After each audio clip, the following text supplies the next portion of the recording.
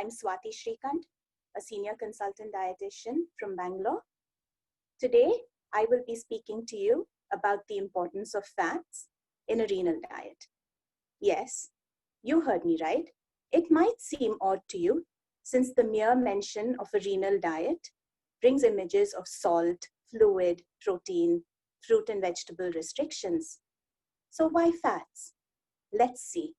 So as mentioned, you definitely need fats on a dialysis diet. Why? It makes your diet balanced with all the necessary nutrients you need so you can face your kidney conditions better. It will be surprising to note that they're an extremely essential component in your diet. Let's see why. How do you benefit from fats? A meal that has fats keeps you satiated and happy. We definitely want that. And with the presence of fats in the food, your body uses proteins and carbohydrates far more efficiently. They also help transport vitamins like A, D, E, and K to your cells, thereby maintaining optimal cell health. They also play an important role in making important hormones like estrogen and testosterone. Certain dietary fats have essential fatty acids that make your skin glow. That's something all of us want too. That makes up linings of the body cells and also helps with nerve transmission. As with everything good, there is a downside. And what is that? With the progression of kidney disease, lipid metabolism is affected. Hence, it is common to see altered lipid profiles. This makes it all the more necessary to control the amount of fat being consumed, because too much fat and too much of the wrong fat can cause plenty of health issues like hypertension, heart disease, weight gain, and other health problems. This is something we all have to bear in mind. 1 gram of fat is equal to 9 kilocalories as against a gram of protein or carbohydrate, which would give you 4 kilocalories each. How does this matter? It's a huge challenge to meet the high energy requirements in a renal diet, considering all the restrictions that come with it. Here is where fats help in making meals calorie dense without really increasing the serving size, since small amounts of fats provide considerable amounts of energy. So now we move on to the types of fats. The types of fats are mainly saturated and unsaturated fats, with the third type that doesn't fall behind, trans fats. Here is an overview of fats in general to show you how there's a division of unsaturated and saturated fats, and it's further down divided into smaller components, which we will speak about in detail in the coming slides. But what you need to understand is that a balanced diet needs fats in small portions. Saturated fats can raise cholesterol, particularly LDL, which is low density lipoprotein. This type of cholesterol could lead to clogged arteries and cause heart disease. It also encourages the liver to make more total cholesterol. You would find them in meat, dairy products, and in some tropical nuts. Unsaturated fats are fats that actually help reduce cholesterol. So if you're looking at a choice between saturated and unsaturated fats definitely help, but you need to have a balance of both. These fats are mostly liquid in form at room temperature, and they are found in fish, nuts, and certain oils.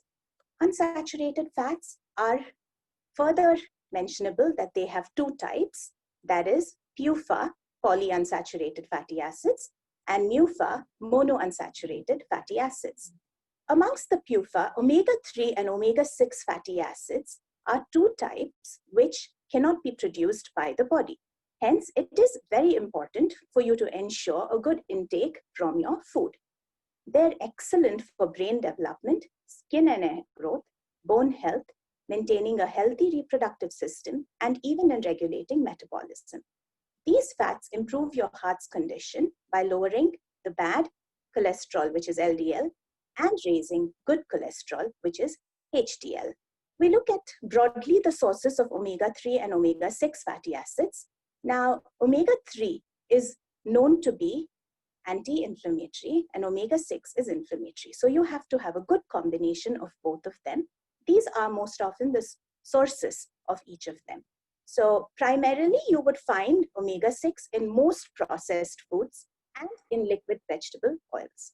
This is an overview of unsaturated fats, which shows you omega-3, omega-6, the sources, and what they help you with.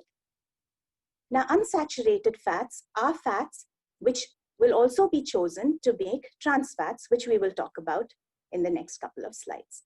Monounsaturated fatty acids can't be left behind. They have big benefits. So they improve the functioning of blood vessels. They help in controlling insulin resistance and thereby controlling blood sugars. This becomes a very important aspect in kidney disease because most of the people who are facing kidney disease are also diabetic. So this helps in keeping their sugars in control, thereby keeping the kidney disease also at a manageable level.